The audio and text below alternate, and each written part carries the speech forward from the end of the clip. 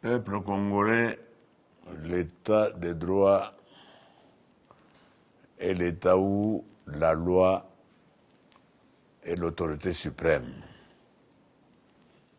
Personne ne peut être au-dessus de la loi. C'est un état où règne une véritable justice, une véritable sécurité, sécurité aussi bien physique que juridique. C'est un état où le but poursuivi pour l'intérêt de l'ensemble du peuple est la bonne gouvernance, la lutte permanente contre la corruption et autres antivaleurs. L'armée sert particulièrement à assurer la défense du pays. Depuis l'indépendance, nous n'avons jamais eu d'armée nationale. On n'a eu que jusqu'ici que des milices. Nous nous engageons à mettre sur pied une vraie armée nationale congolaise, avec des éléments éduqués et instruits qui savent respecter la personne humaine. La police sert à assurer la sécurité quotidienne, particulièrement à protéger la population, au lieu, comme jusqu'aussi, à la martyriser. La démocratie est le but suprême pour lequel l'UDPS s'est battu 30 ans durant. Parce que rien n'est plus cher au monde que la liberté. Il n'y a qu'un homme libre qui peut s'appeler homme. Quand quelqu'un n'est pas libre, ce n'est pas un être humain.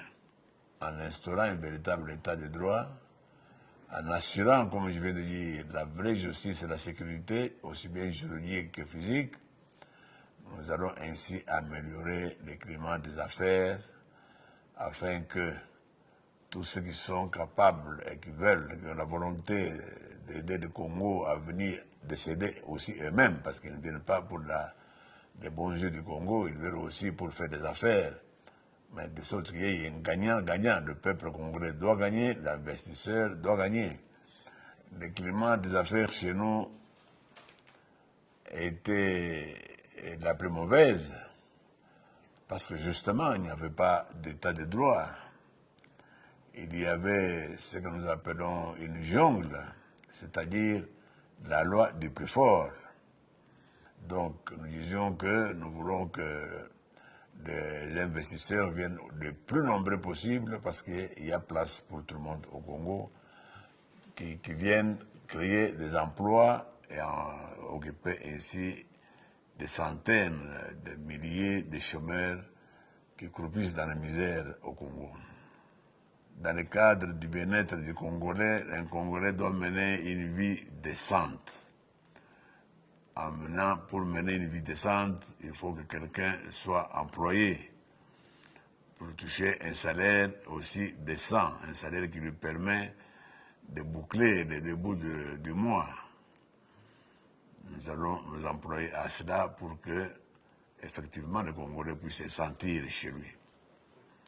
Notre préoccupation première serait d'assurer un emploi décent à chaque Congolais, afin de lui permettre de mener une vie décente. On dit qu'au Congo, le Congo est un scandale géologique.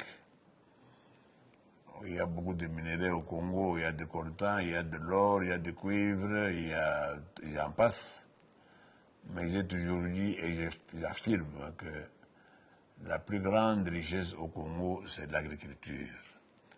Nous allons faire tout ce qui est à notre pouvoir pour que l'agriculture se développe de manière à ce que non seulement les Congolais puissent vivre bien des produits de son sol, mais aussi qu'ils puissent exporter les produits de son sol.